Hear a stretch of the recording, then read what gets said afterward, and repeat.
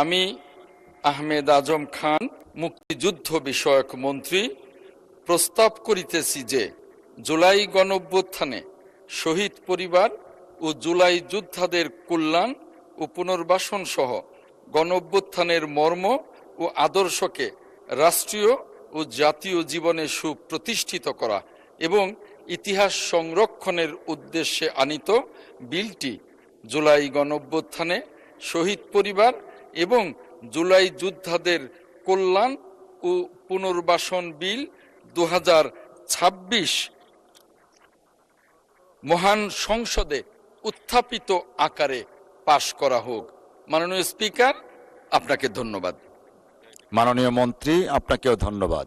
মহান সংসদের সামনে প্রশ্ন হচ্ছে, সংসদে উত্থাপিত আকারে জুলাই গণঅভ্যুত্থানের শহীদ পরিবার এবং জুলাই যোদ্ধাদের কল্যাণ ও পুনর্বাসন বিল 2026 পাশ করা হোক।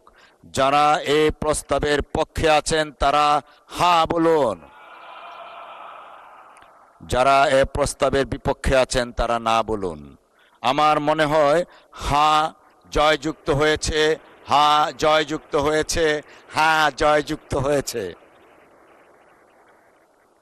অতএব সংসদে উত্থাপিত আকারে,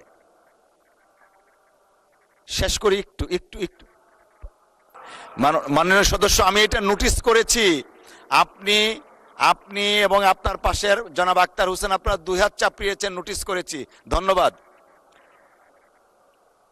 অতএব সংসদে উত্থাপিত আকারে জুলাই অভ্যুত্থানের শহীদ পরিবার এবং জুলাই যোদ্ধাদের কল্যাণ ও পুনর্বাসন বিল 2026 সর্বসম্মতিক্রমে পাশ হলো।